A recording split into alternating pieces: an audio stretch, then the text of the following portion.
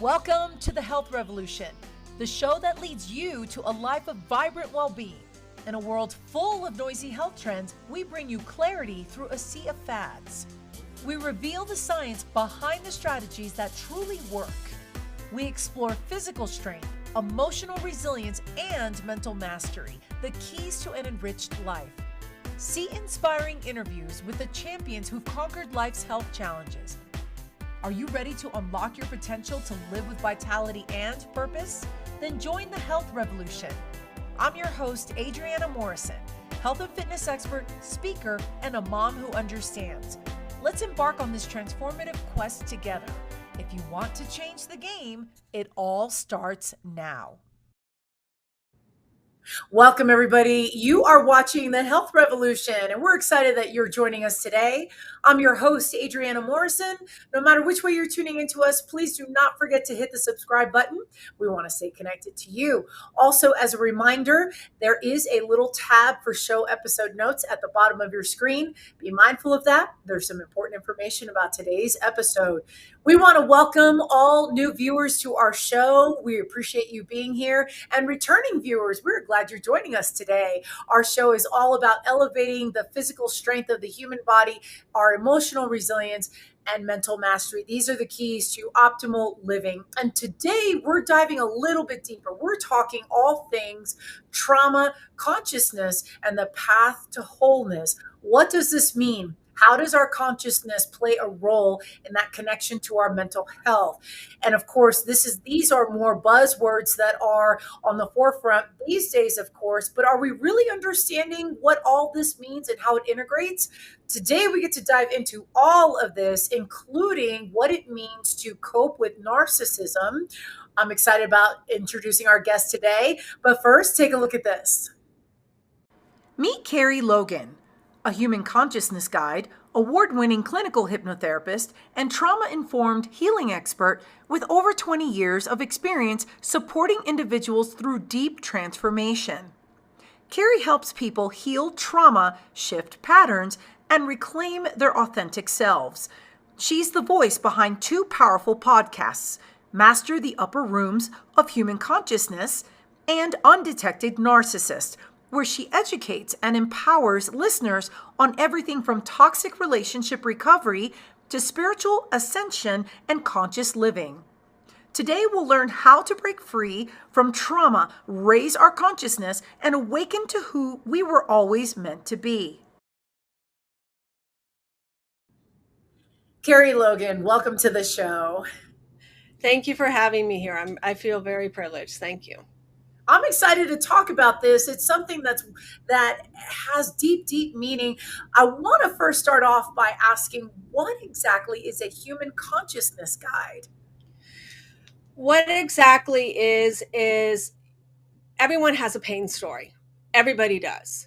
And what a human consciousness guide does is I figure out where you're stuck vibrationally in that pain story. Is it fear? Is it guilt and remorse? Is it salvation attitude? Is it anger? Where are you stuck? And then what I do is I help shift your perspective to have you have the courage to view it differently. I support you in stepping out of the human experience and into the soul experience, because everyone here on earth is a teacher and student for one another. So a lot of times the person that wounded you the most is your most profound teacher. And they're here probably to teach you to set healthy boundaries, to speak your truth, to honor your authentic self, to believe in yourself, to have more self-esteem, more self-worth, maybe stop people-pleasing the wrong people that are just taking. And it really gets you to view your pain story from a higher perspective instead of a victim mentality. And I can do it so well. I can get you shifted in 20 minutes, like out of fear all the way up into love. I can even have someone laughing going, oh my God, I never thought about it that way. And so what I'm doing is I'm unraveling the trauma within your pain story. And I'm breaking that cycle and setting you free so you can move forward in your life instead of staying stuck. So everyone has a story as to what path draws them to do what they do today. Tell me a little bit about your story. What led you on this path personally that led you to become a human consciousness guide? Well, what led me to initially be that is back in 2012, I woke up one day and I was told by a higher power, "You're going to write this book, and here's the table of contents, and you're going to write it." And I channeled all this wisdom, and when I got to chapter 2, and I learned about the emotions have specific patterns within them, I was quite astonished, and I was guided to go on and actually research that information. And I did find Dr. David Hawkins did the map of human consciousness, but he never broke it down into what is 3D, what is 4D, and what is 5, and how to utilize that information as a tool to help humanity recover from trauma and actually live a better life. And so I used that tool to help people when I was coaching them and talking to them, and they had amazing results. And I got to a point where I was like, no, this is really the secret for the whole ascension process. Because if you listen to anyone that channels, every person, and I just finished the book by the woman that did the hypnotist journey to Avalon, and everyone that they talk to, they say the way to achieve this new earth is through consciousness. It's letting the trauma go. It's unraveling those pain stories and really liberating your soul and remembering that you're a divine being. Everyone is a divine being. And we lost that sacred knowledge and wisdom, over time. So I'm curious. With my background, it's always been a health and fitness journey from the get go because of my journey of being unhealthy to being healthy. And then that just was the path that was led on. What led you to really dive into trauma informed work?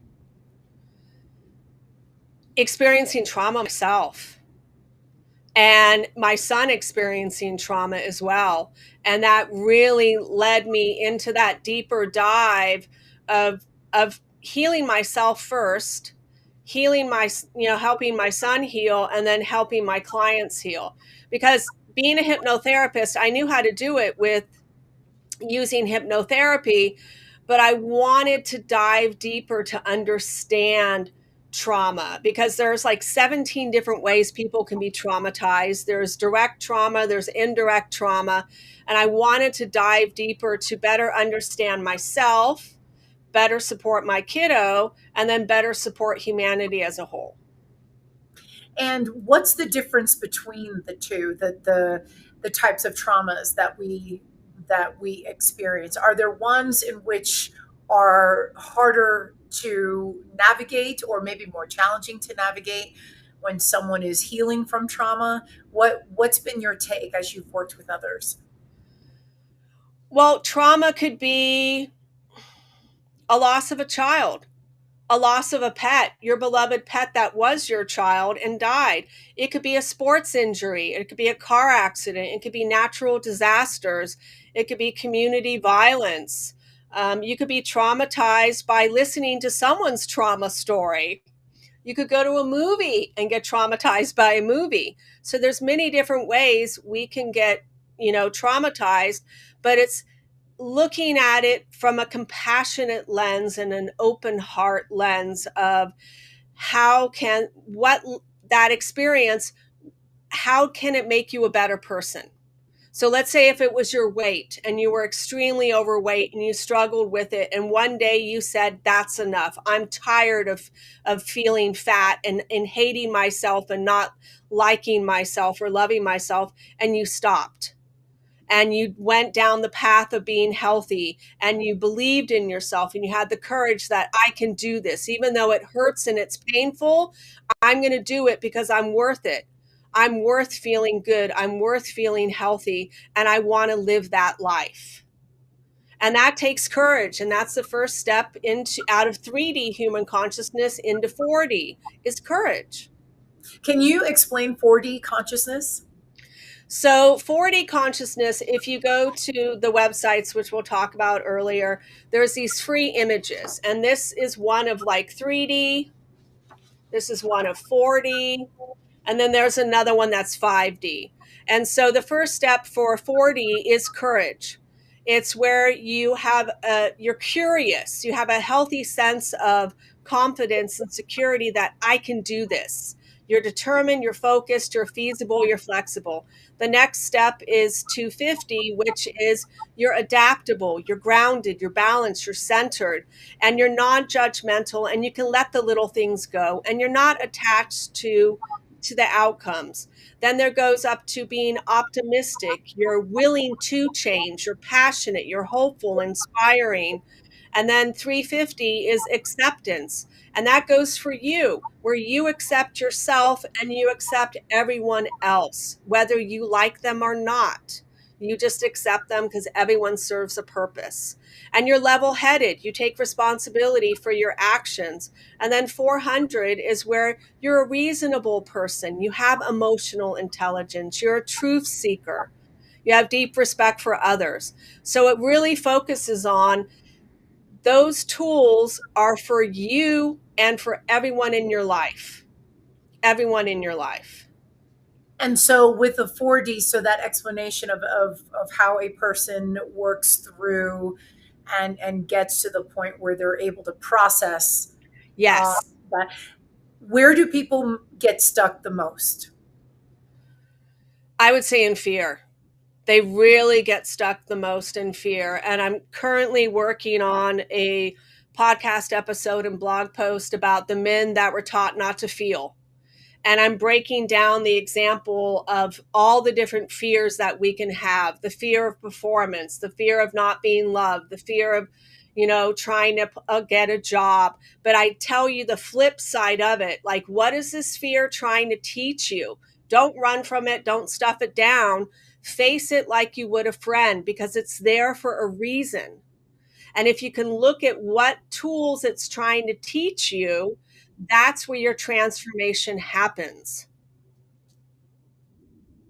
Play in overcoming trauma. Oh, huge. Huge amount of it. Because when we experience trauma, it's like we're in survival mode, and we get stuck in this little box, and we build walls around ourselves. And then when we're ready to finally recover from that trauma, we have this massive wall, and we don't let people in, and we're afraid to let people in.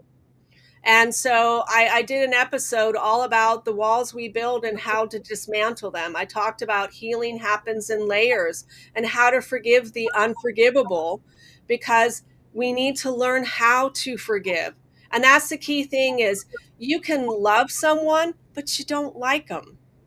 And what you don't like is their behaviors, the way they talk to you, the way they treat you, but you can still love them.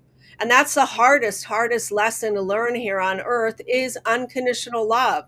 Because you could love someone that's so toxic and dysfunctional, but they can't be in your life. So you've worked as a hypnotherapist, you've done several roles in which you've helped others heal. And in doing so, you've also written books. And so I want to talk about your first book here. We're going to go ahead and bring it up. And in talking about it, it's the affirming and focusing on living a better life. Talk a little bit about the goal for this book and why it's so special to you. Well, the goal for that book was, it was channeled information. And the best way to put it is, one woman said, I have a bookshelf full of law of attraction books, and that one book put everything in it. Because I used to teach a law of attraction class and for 2 years, and then I got tired of teaching it. So I said, let's do a mastermind class where we actually do it. And in 10 months, I manifested over 22 things my heart desired. 22 things. And I tell you exactly what I did. I even talk about the analytical people, how they can get unstuck. And it's more about what your heart desires than the ego, and that's how we manifest, because we are magnetic beings, and all of the tools for manifesting actually exist in 5D human consciousness. So with affirmation and focusing, is it, I know that sometimes some people struggle with, okay, I'm gonna manifest it. I'm gonna create the affirmations, but I feel like it's kind of not coming to me. Where is the block for those who struggle with affirming and focusing the way that your book explains? Perfect example is when I was teaching a class and they were creating a vision board, a woman cut out, from a magazine that I want rapid weight loss. And I looked at her and I said, "Ooh, do you really want rapid weight loss? That means pain and suffering and struggling. And that's a negative. That's not a positive. You're not going to manifest that. Why don't you focus on a healthy lifestyle change? Because that's the only way you're going to lose weight and keep it off. It's I'm creating a healthy lifestyle change. How does that sound for you?" And she was like, "Yes, that sounds better." Because I pointed out to her, thin people eat cookies too. We eat pizza. We just don't eat it all the time every week. It's every once in a while. We do have a glass of wine, and so when it comes to manifesting, you got to get in the zone of visualizing it as if you have it now. Have it now with the joy, the happiness, the gratitude, the appreciation, the love. I mean, I've had money come to me like you wouldn't believe. I helped one woman manifest that's actually on the Gaia channel, and she attracted an investor that in 18 months gave her $9.8 million. Which is fantastic. And Yeah. you really sparked me to ask you, what does it mean to manifest? Can you explain that? It's not just, sitting and just, okay, I'm gonna manifest right now, it's manifesting. For those who need a little bit more of an understanding, how would you explain it in a way that makes sense for their journey? You have to get into the zone. And the zone really is where a lot of it is visualizing and feeling that energy, the emotions. Think about your emotions as the rocket fuel for what you want to create. For example,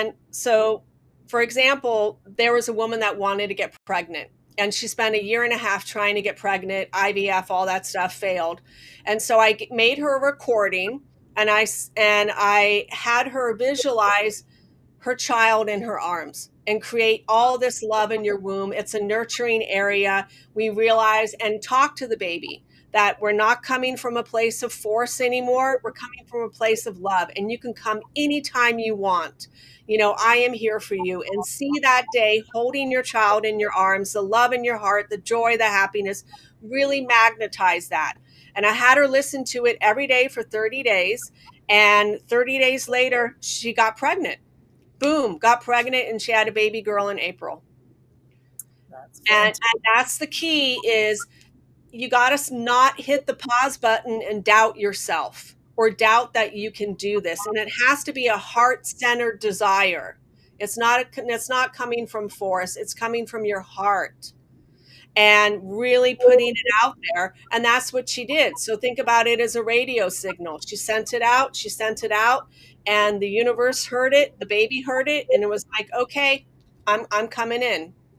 And it was like magic, and she was amazed. She even sent me a picture of her baby. It's fantastic. We've got more to cover, including Kerie's second book. First, we're going to take a commercial break. Stay right there. We're coming back.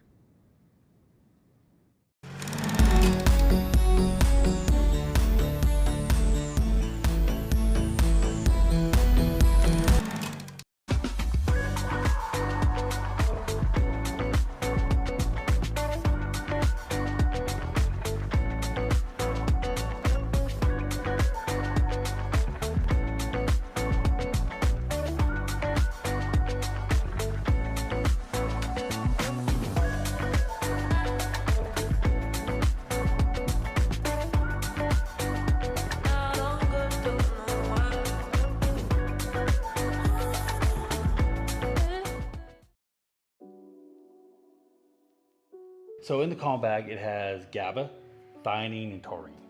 So theanine, which is B1, which is also in our B complex, but it also helps with the stress response levels. It also helps with the neurological transmitters in our brain, combined with the GABA, and then you add taurine to it. Taurine is a non-essential amino acid in our body, but it's found in our heart, our brain, and our eyes. So in my personal opinion, it's very essential in our lives.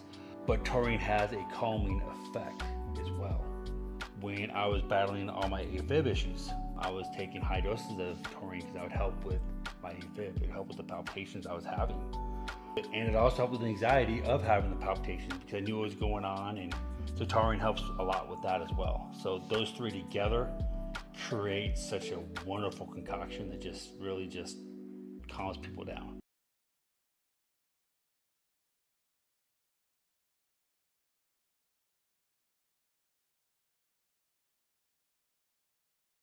Introducing Launchpad, the perfect partner to help you launch your dream project to the world. We know that time is of the essence, and we're here to help you make the most of it. With Launchpad, you'll get access to the most advanced digital tools and strategies to take your idea from a mere concept to a fully fledged success. Whether you're an aspiring entrepreneur or a seasoned pro, we have everything you need to make your mark in the world. Launchpad, your ultimate launch partner.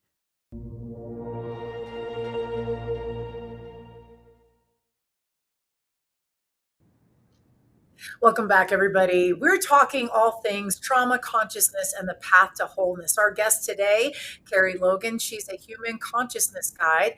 And before the break, we were talking about her first book. We're really diving into understanding and integrating how to heal from those trauma moments that keep us from being able to elevate to the next level for our life. And Kerie, you touched on so many different things so far, and I want to dive even deeper to that. Your second book that you talk about, The Undetected Narcissist, I want to bring that up for our viewers to see. Talk a little bit about this book. Now, obviously at the bottom it says Angela Meyer. Can you speak a little bit behind that pen name, all of that? How did you write the book? How did it come to be? Spill the tea. So when I wrote my first book and I got to the section about a message for the world, I received a message about me where I'm a messenger of light and love. And so when I wrote this book, and the pen name Angela Meyer does mean messenger of light. And so anyone that writes a book about narcissism and tells their story, you'd be a little uncomfortable to put your real name on there. Let's just be honest about, there is fear there. Let's be honest. There was a little bit of fear. I was uncomfortable because some of the people in that book, yes, are still alive. And they're not in my life, but they're still alive. And so I wrote that book because when I was trying to heal from my experience with someone that was a covert narcissist, I couldn't find anyone that shared their story. I mean, they talked about narcissists, but we are storytellers. That's how we learn. We've been telling stories for eons.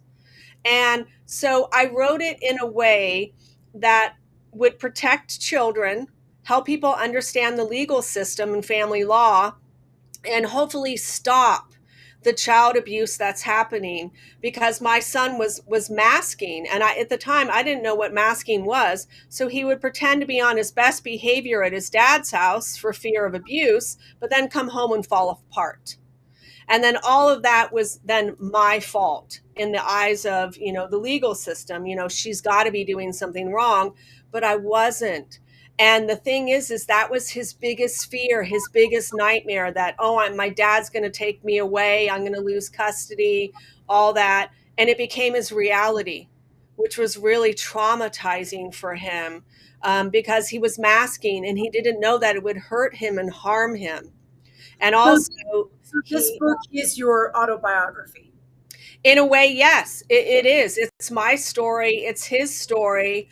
And I structured it so even if you haven't dealt with someone narcissistic, if you even go to each chapter, I structured it to what is gaslighting, what is stonewalling, what's projection, what's baiting, what is love bombing. And I broke it down in that way because when when a psychiatrist, said to me, hey, I think your son's father is narcissistic. And when I Googled it, I was like, no, he can't be. Because the only definition at the time was the grandiose. And I'm like, this guy's nerdy and shy and drives a violet Kia. I mean, come on. How can that be grandiose? He didn't meet the profile. But when I read the definitions, then it was like the light bulb went off and I was like, oh my God, I've been duped. I had no idea who and what I was dealing with. But then what's more fascinating is I was guided from above to write that book, but to write it coming from a perspective of wisdom, understanding, compassion, and forgiveness, because we humans create them. We literally do. And if we don't like them, we got to stop creating them. So I want to ask you, what is your definition of a narcissist, and what are some traits of a narcissist that maybe some of our viewers may not know of? Well, I think there's 7 different types. There's the grandiose, there's the covert, there's the vulnerable narcissist, and that one some people might recognize. They're vulnerable is they're always playing the victim. Oh, feel sorry for me, and it's uncomfortable. And some people don't even like the word narcissist. They might say the person's toxic, but they still do the same exact behaviors as someone that is narcissistic, but they're not in the demographic or fit that profile of someone that is a narcissist. So the difference between the covert is shy. They're quiet. They have cold rage. They will smile at your face and everything, but thinking how they want to plot and destroy your life, and you have no idea. They're very cunning. They're extremely dangerous, very, very dangerous. And so and it was hard for me because I don't think that way. My brain's not wired that way, and I had to learn how to get inside his brain to better understand him. And So then a narcissist is someone who manipulates the situation or someone, or to get what they want, to have a certain outcome. Would that cover all the different types? Would you say that that is the umbrella piece for the description? Well, the description too is they are very insecure. They do have low self-esteem and they do manipulate and control people. They do. They blackmail people. They set people up. They are scorekeepers. They do a list of just horrible, horrible things. They're very prideful. They can be vain, self-righteous, defensive, inflated ego. They deflect the truth. They're all about prestige. They're demanding. There can even be a two-faced gossip. It could be a bully. They're judgmental, and they have black and white thinking. Yeah, and the worst thing about these types is they're not solution oriented because they're stuck in their survival brain.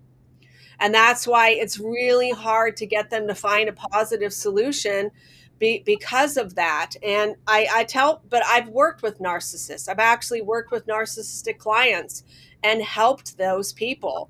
And how was that for you when you dealt with that? Was that extremely challenging for you, or did you feel like you had a leg up because you knew the type of person that you were dealing with? Well, it's interesting because a lot of people say that I'm that safe space, and I don't get off the vibe that I'm going to judge you. I'm here to really be of service. And a lot of times when the people reveal themselves and say, I'm narcissistic, and I'll say, well, I already knew that. And I'm just like that. I already knew that. And I'm like, well, but I can help you if you want.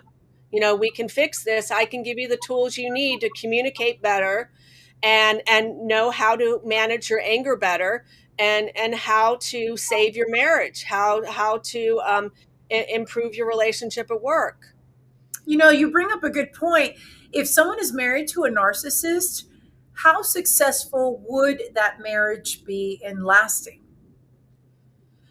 It's really, really hard. It can be really hard because you have to accept who and what they are.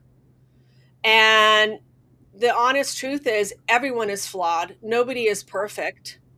And can you live with some of the things they do? And can you create the tools where you can say to the person that's narcissistic, hey, I'm getting triggered right now, and this is hurting my feelings, and I need to walk away.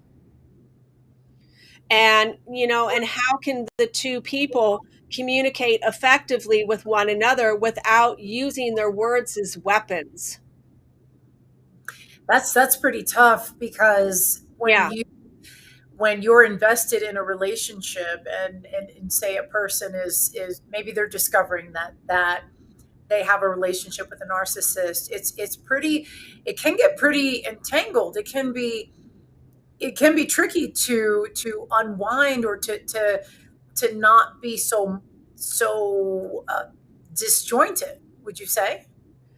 Yes, and it creates a lot of anger. Like my husband, when we started dating, and he I started educating him about, when he would tell me stories about his ex, I'm like, that sounds like she's a narcissist. And when I actually met her, it was like boom, ding, ding, ding. It's like the lights went off. And when he came to the realization that, yeah, she is that, he was mad, so mad. He's like, I invested 30 years with this person. And he, in some way, he felt kind of stupid. And I said, don't beat yourself up. Don't be mad at her, because she was made that way. And I want you to have compassion for her, because it was out of child abuse. It was out of trauma growing up in a dysfunctional household. She can't help it, but that's how she is as a person. And you can have compassion for her.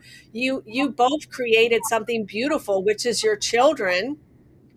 But I And would imagine yeah, that it would be hard to, or hard, extremely difficult to have compassion. And I guess I say this yeah. because I can think of a friend of mine whose marriage had ended a few years back, and her ex-husband now fits this category. But in the process, the divorce got extremely Oh, messy, it does.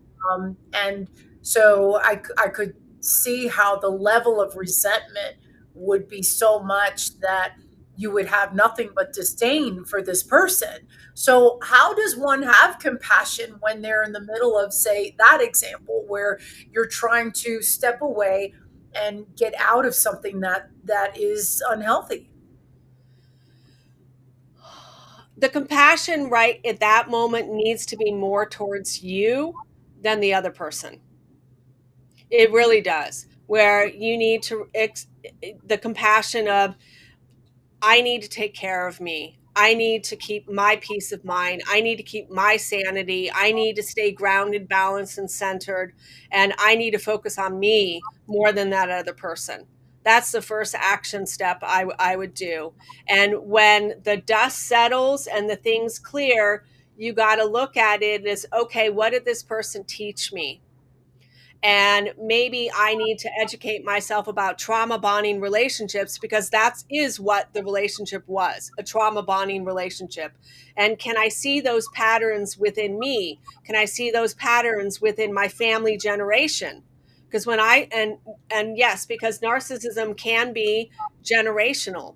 And when I did the research for myself, I found out, my great grandmother was a narcissist. My grandfather was a narcissist. My dad was a narcissist. My son's father was a narcissist. So it was just passed down from generation to generation to generation. And I had to be the one to break that cycle. Now, does a narcissist create new trauma for the person, or maybe their close circle, their intimate circle? Do they consciously or subconsciously create that trauma? I would say both. It all depends on the type, because a good example, and they can't recognize it sometimes. So for example, when we tried to get my son's father into trauma family therapy with my son, he literally said to the therapist, "What trauma?" He couldn't recognize it. He couldn't see it. It was oblivious to him. Oblivious.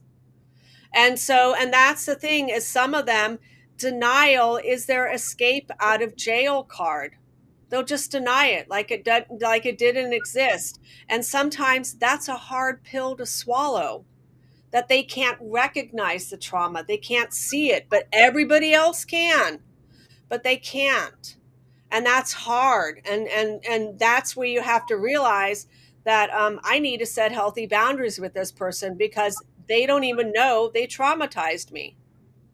So what's your goal for the reader who picks up this book, The Undetected Narcissist? What is your goal for them to have out of this book? It's your safety net. Think about it as when you all kids, when they graduate from high school, they go off and they live their life. They're diving into the deep end of the ocean. And everyone is going to encounter someone that is toxic or narcissistic. Everybody is. And if you are in the dark and you do not know the signs, the traits, the behaviors, the patterns, the cycles, you will get hurt. You will get traumatized. You will get wounded. And some of those people will drown. And they will stay stuck in anger and sorrow and sadness the rest of their lives. And other people, they will hand them a life vest. So this is like your life vest I'm handing you so you can go throughout life. So when they act up, you see it clearly. You'll be like, oh, you're gaslighting me. You're projecting your issues on me. You're baiting me or provoking me, trying to get me to manipulate me, to get me to do something. You're love bombing me. You're devaluing me. You can see those patterns. And when you see it, you don't take it personal. You don't internalize it. You realize this is their stuff, not mine. So for definition, can you tell us what love bombing is? Love bombing is intense. It's like infatuation. You're the most beautiful person I've ever seen in my life. You're my soulmate. You're the one.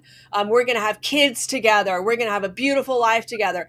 And they overflood you with all this affection and admiration. And, it's like you could do nothing wrong. And who doesn't like to feel that way? Who doesn't?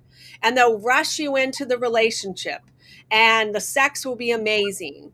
I'm just got to say that too. The sex will be amazing. But then they'll try to separate you from your friends and family. They'll slowly, once they know they got you hooked and you can't see a flaw or imperfection in them, then they'll start to separate you from your family, from your friends, because they'll be like, hey, this is going rather fast. Why don't you slow down and take it a little bit easy? Hey, and what love bombing does is it prevents you from seeing the red flags. It really does. It prevents you from seeing the red flags, because everyone I talk to said, I will ask them, did you see the red flags? Yeah, I did, but I dismissed it. I thought, oh, he's just having a bad day. You make excuses for their bad behavior, and you should not be. The book is called The Undetected Narcissist. It's in Amazon. It's online for our viewers, of course, to tap into. We're going to take a commercial break. We got more comments. Stay put.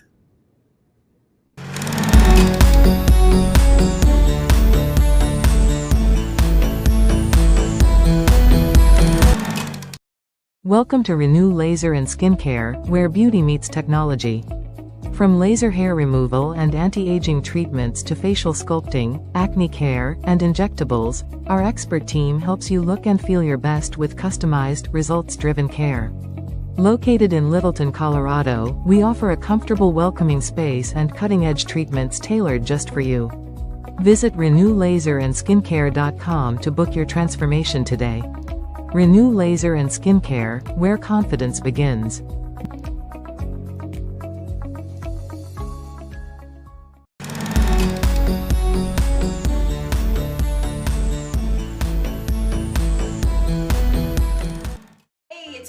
Adriana, and welcome back to Fit Bites. Today, let's talk about the importance of bone density testing, especially as we age.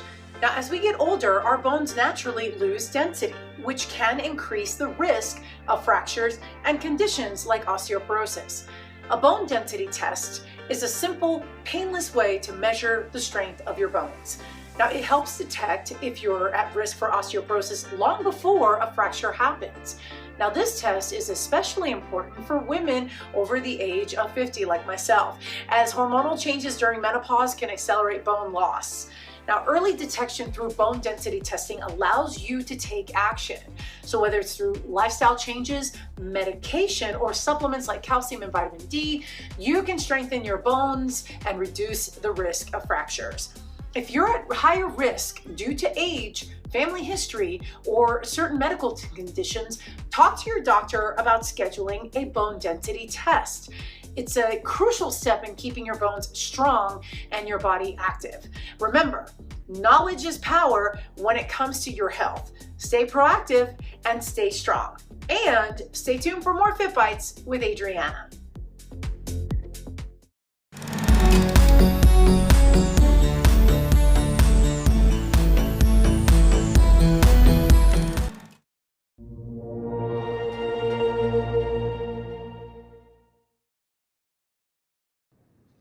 We are spending quality time with our guest today, Kerie Logan. She's a human consciousness guide.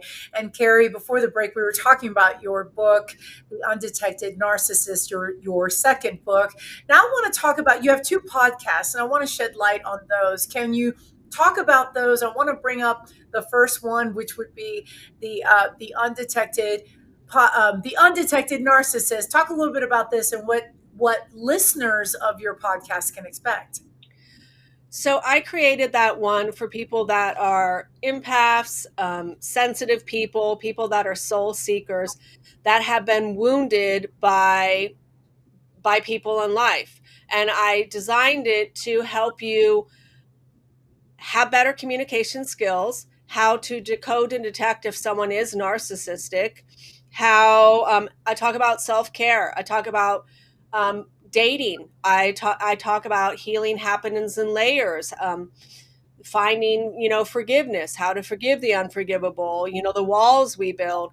And it's all designed to help people heal and think outside the box. It's really designed for those people that are stuck and like, why did this happen? Why did this happen? Get out of the human experience and into the soul. Hey, we're here to learn lessons. And that one is really focused on giving tools. I have free meditations, affirmations, journal ideas. I give so many tools and tips. It's like free, all free advice, free support. It's like, I'm here to serve. I want to make the world a better place. And so that one is really focused on how to reclaim your power, to take pain into power and not feel like a victim anymore. And then your second podcast is Master the Upper Rooms. Can you talk a little bit about that one?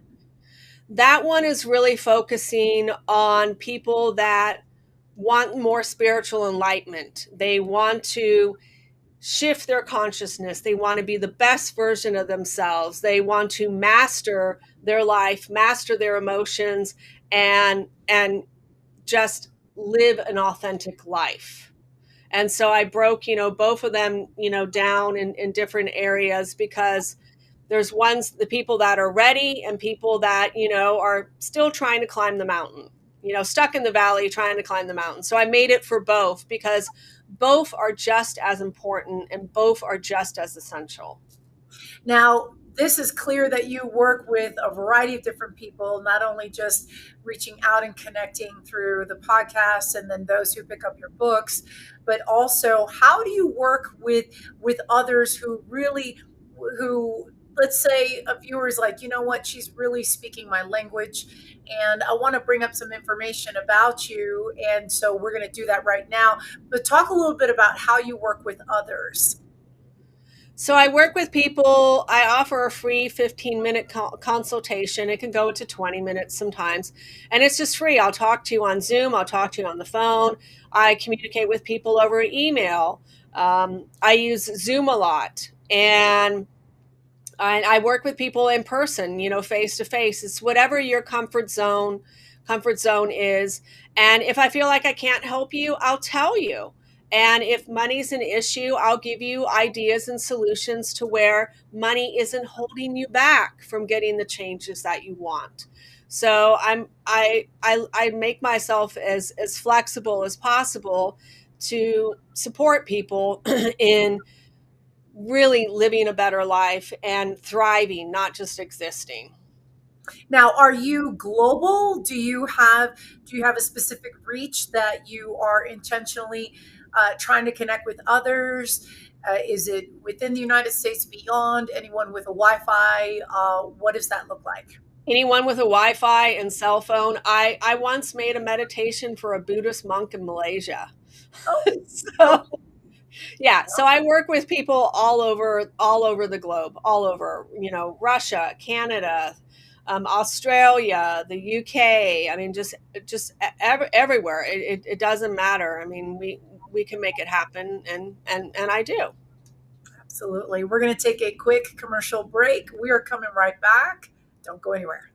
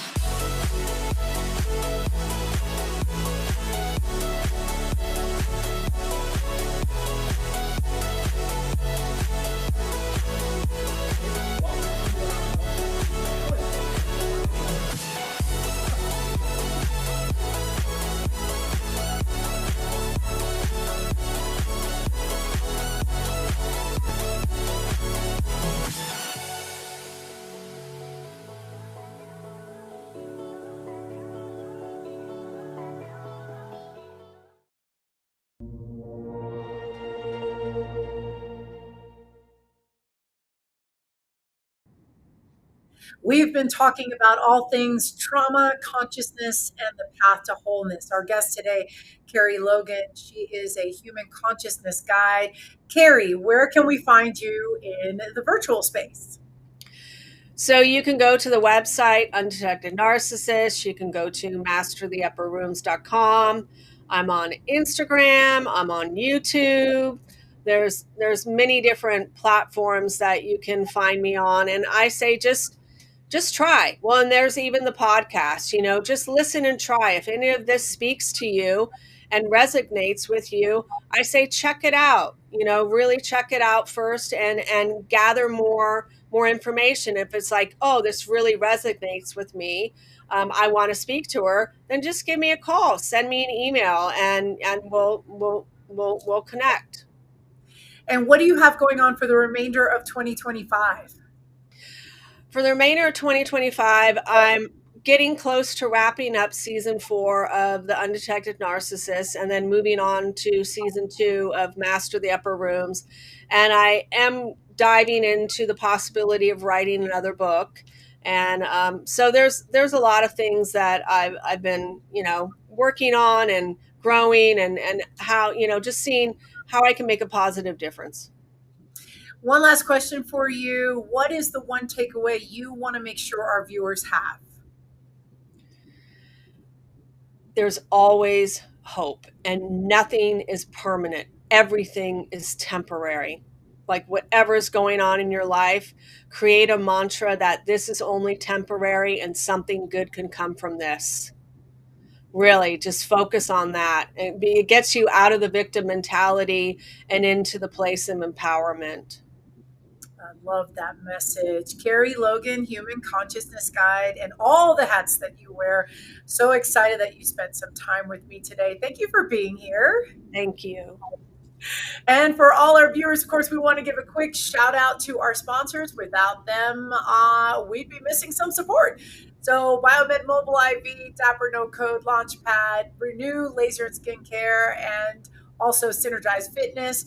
We are also on the web for our viewers to know. Our website is thehealthrevolutiontv.com. There you can find our newsletter. You can email us with any show episode ideas that you'd love for us to cover. In the corner of your screen is our QR code. Feel free to grab that. And you can count on us to be there for you each and every single week, Tuesdays and Thursdays, on the Arion TV channel on E360 TV, 10 a.m. Pacific, 1 p.m. Eastern, as well as all the major distribution handles. That is all the time that we have for today. Until next time, take care of yourselves. We will see you soon.